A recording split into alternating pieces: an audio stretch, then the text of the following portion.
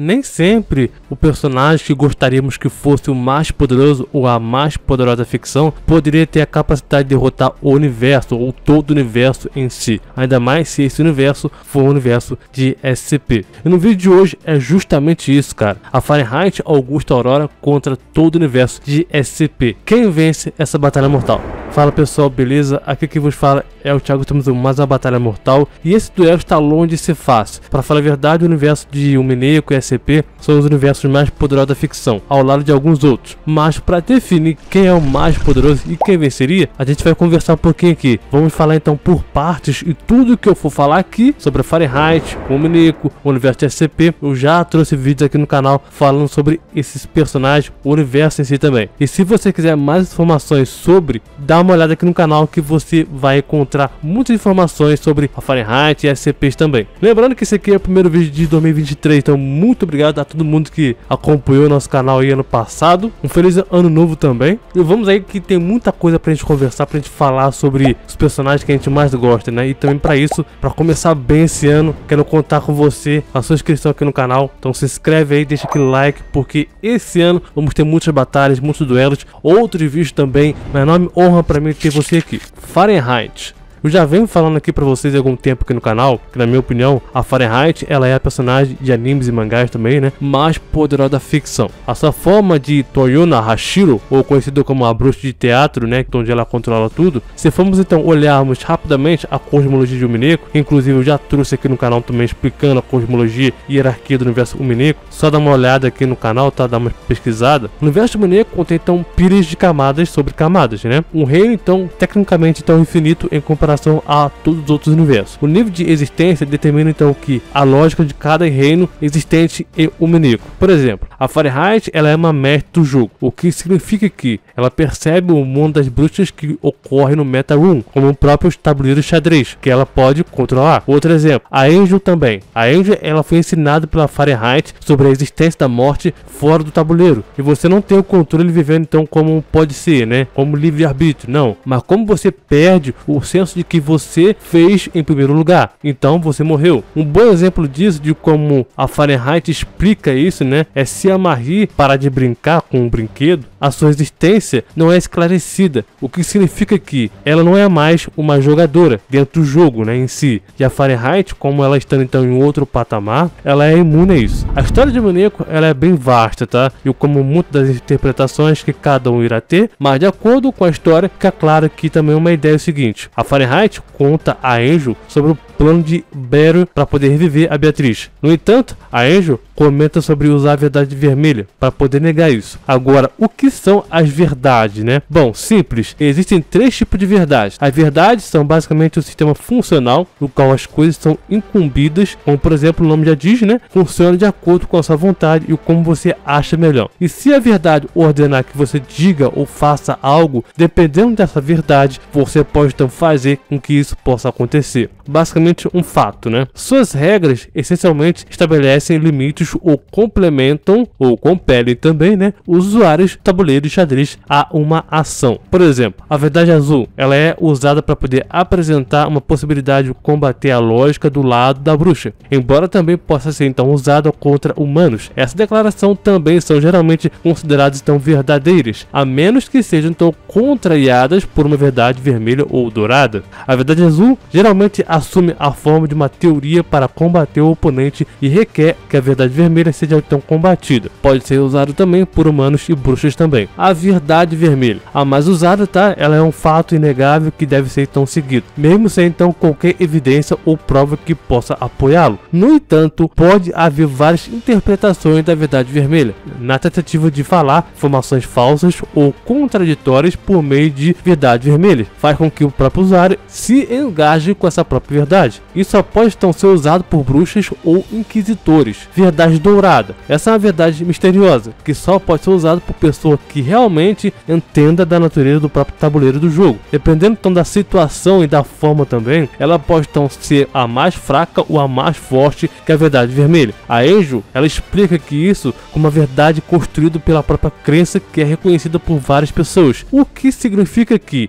pode até mesmo ter proteção contra a verdade vermelha. pode ser usado então por qualquer personagem que entenda o próprio tabuleiro. Eu falei que existem 3 verdades, não é verdade? Então, né? Mas na verdade existe uma outra verdade que é pouco utilizada e que também é a verdade que menos que eu vou usar como relevância aqui, tá? Com menos importância aqui, que é a verdade roxa, tá? O tabuleiro também xadrez não pode morrer a menos que algum tipo de contradição seja então feito. O tabuleiro xadrez é como uma história contada pelo que acontece no jogo. Os movimentos em si, né? As próprias peças são personagens e os movimentos e as ações são os próprios enredo principal. A Fahrenheit, ela é respeitada entre as bruxas por ser tão poderosa que elas não ousam fazer perguntas a ela. A Angel ainda então pergunta se ela pode abrir a caixa à vontade, o que mostra o respeito e a segurança da própria Fahrenheit. E ela também conseguiu outra forma dela em outro mundo, tendo então conhecimento de quase tudo e puxou a Angel de volta para o mundo deles. A Fahrenheit, ela vê a Lambert Delta, que é uma bruxa voyage, né, como uma própria gata, e já os seus Overlord Cats costumavam ser as suas próprias bruxas, que por sinal, Overlord Cats também são basicamente um tipo de entidade também, que estão dentro de um jogo também de superioridade bem acima das Voyages. Até mesmo a Beryl mostra sua gratidão e respeito na presença da própria Fahrenheit, embora realmente porque ela não faz questão. O conhecimento da Fahrenheit e o poder dela então supera a maioria dessas coisas, tá? O poder dela é tão absurdo que ela não sabe mais quem ela é. Para ela, as bruxas são coisas pequenas. Ela excede em muito o poder delas. Como a Baxtel afirmou que qualquer coisa aplicada a ela é 1000 vezes para a Fahrenheit. E seu livro da Cidade dos Livros, que escreve o roteiro, a história, lógica, jogos e a coisa mais alta da realidade. E para quem já acompanha aqui o canal, já tá ligado que o auge da Fahrenheit, o seu verdadeiro poder, né, é que quando ela se torna o próprio The Creator, ela se torna então literalmente o criador ou a criadora, sem limites, sem senso de identidade, um ser infinito de zero absoluto, o famoso entre aspas onipotente, onipresente e onisciente. O que faz então a Fahrenheit não ficar nessa forma ou o auge do The Creator, né, é porque se ela ficar nesse estado, ela realmente deixaria de ser ela mesma. Pense então num próprio teatro. Nesse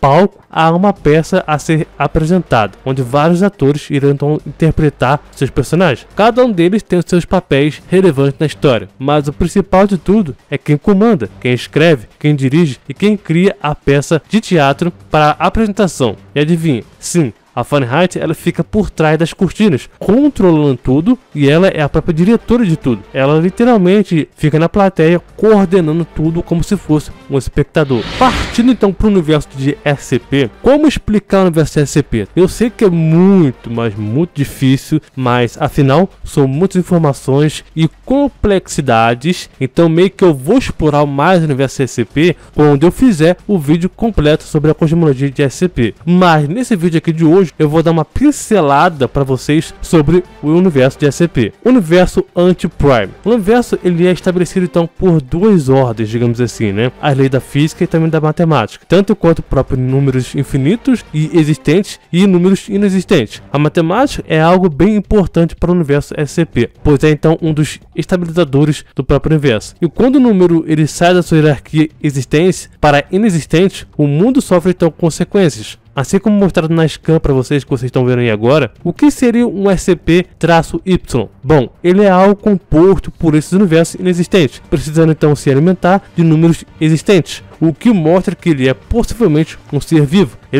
Ele é inexistente, afinal ele é também composto por números inexistentes. Temos também um microverso. O microverso ele funciona como uma dimensão finita de bolso. Portanto, é também o universo SCP, contém também reinos budistas, uma quantidade imensurável de reinos budistas, a qual são todos da sexta dimensão. Temos também o universo também. Os universos então são infinitos, havendo então planos metafísicos, existindo então infinitos universos. Isso também inclui também todo o universo da Fundação é patafísico. O universo SCP ainda também contém infinitos linhas do tempo. Os universos ainda também contêm uma hierarquia fractal, infinito de espaço e tempo, a massa e energia, existindo então infinitos e muitos mundos dentro dele. Esse espaço e tempo tem então tantos níveis inferiores e superiores, todos eles sendo então conceituais. Esses níveis também têm planos físicos, espirituais, conceituais e mentais. Ele também acaba contendo também infinitas possibilidades e o tempo também ele acaba sendo também infinito, podendo também estender mais e mais. Até mesmo o próprio nome, né, chamado de teoria do mundo, e tudo isso também sendo um universo simples. As dimensões que se estendem também ao Aleph 1, ao infinito. A cada dimensão então transcende ao ponto de ser abaixo como ficção. Cada universo se transcende então ao ponto de ver a outra coisa como apenas ficção. O SCP-Mythos ainda também contém outros, também todos os conceitos, incluindo também o verdadeiro platonismo, que é muito poderoso também, muito importante também. As moléculas,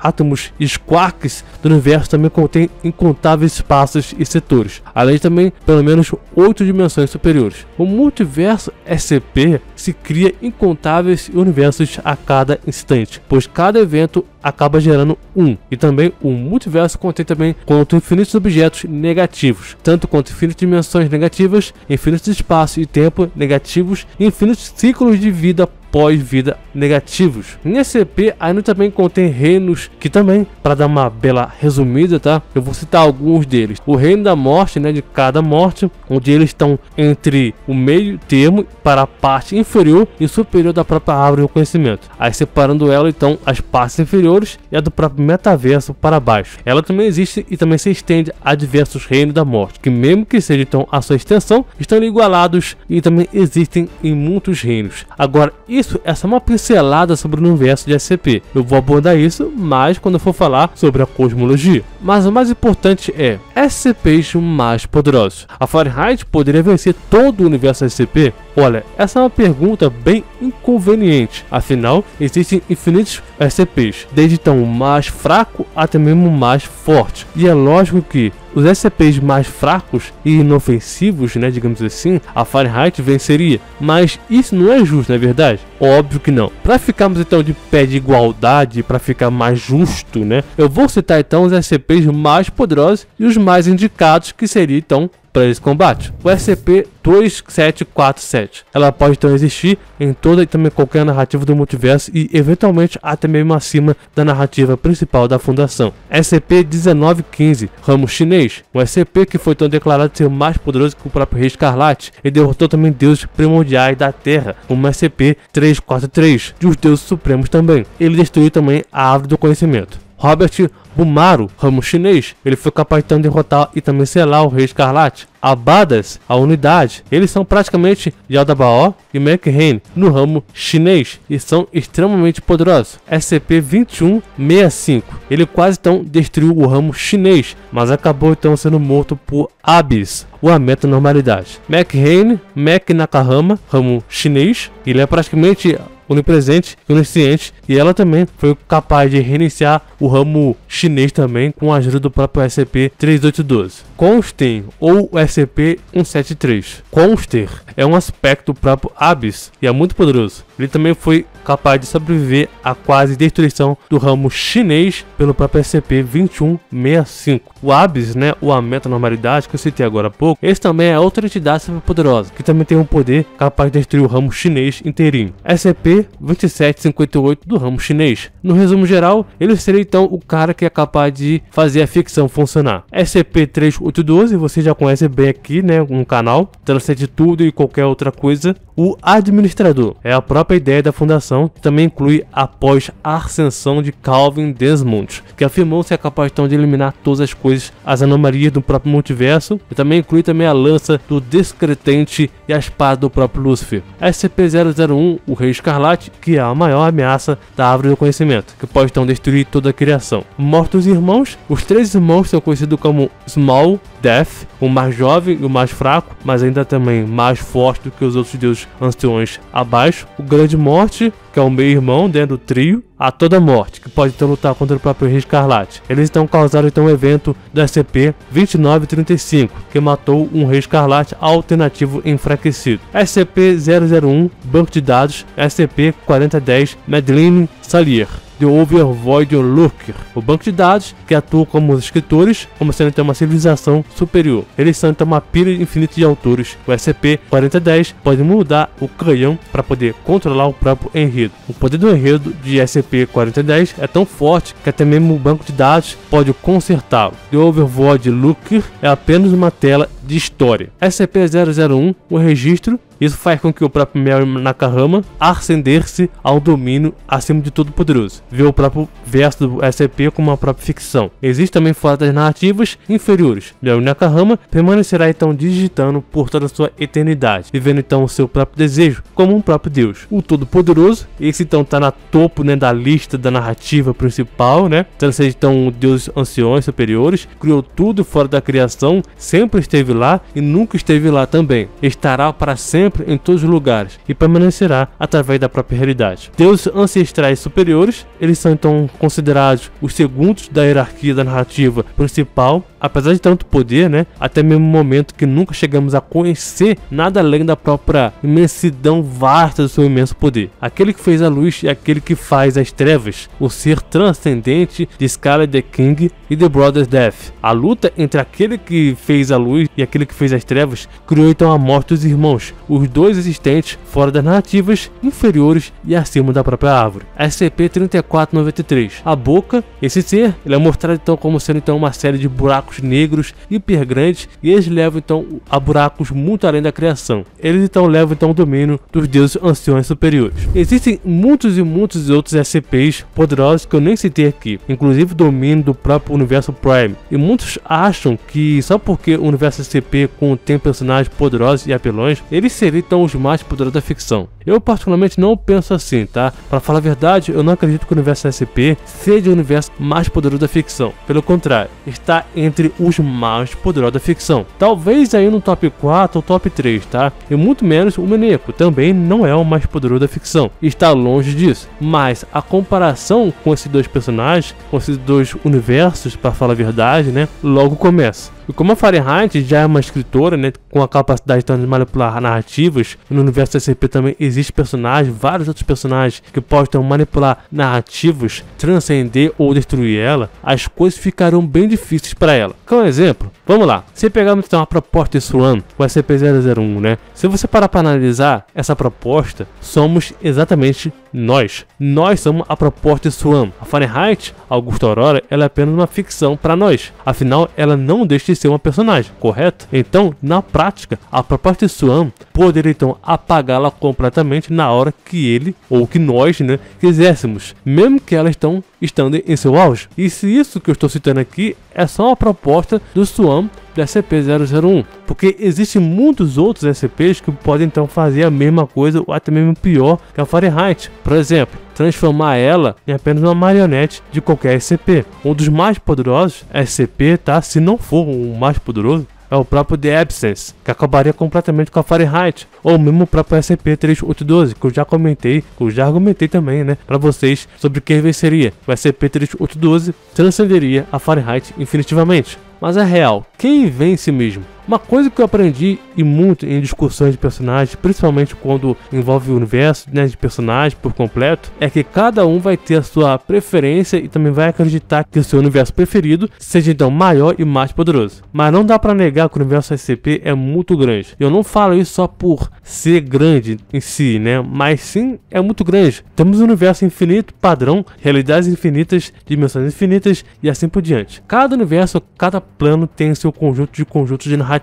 que vão além da própria criação, dimensões superiores, infinitas, e tudo isso então estando além e também dentro da própria árvore do conhecimento, que conforta toda a criação, que por sinal contém infinitas camadas, existindo então vários e vários deuses, estando também além da própria criação. E o engraçado é que isso tudo que eu falei é apenas uma parte da narrativa que o próprio SCP-3812, por exemplo, transcende e também supera. Imagino outros SCPs superpoderosos. Na minha opinião, a Fahrenheit contra o universo SCP teria o seguinte resultado: a Fahrenheit, até que sim, poderia também ter a capacidade de acabar com SCPs menos poderosos, seja então do ramo inglês ou do ramo chinês. Mas as entidades, ou mesmo nem entidades, mas que têm poderio para isso, que são poderosas, a Fahrenheit ela não conseguiria derrotar. Como é praticamente impossível de dimensionar o tamanho real do universo SCP, principalmente a quantidade deles, eu diria que a Fahrenheit derrotaria o número X de porcentagem do universo. Por que o número X, Thiago? Como eu falei, jovem, é impossível dimensionar e quantificar a quantidade de SCPs poderosos. A cada momento a cosmologia e as SCPs mudam e seria totalmente errado da minha parte falar que a Fahrenheit venceria 50, 60, 70, 80 ou qualquer outra quantidade que for do universo SCP, seja então maior ou menor, porque estaria totalmente errado da minha parte, na minha visão, porque é um número praticamente infinito. Mas lembre-se de que a Fahrenheit ela não conseguiria derrotar todo o universo SCP. Não, pelo contrário, ao se deparar com a primeira entidade super poderosa, muito provavelmente ela também perderia. Mas e você? Quem você acha que vence? A Fahrenheit ou todo o universo SCP? Você acha que a Fahrenheit ela venceria todo o universo SCP 100%? Ou 90%? 80%? Qual é a sua porcentagem? O que você acha? Eu quero ler o seu comentário aqui agora, cara. Aproveite, se inscreve no canal, garanta a sua inscrição aqui no canal, que é de graça, não perca tempo. É muito bom ter você aqui. Valeu, falou e até mais.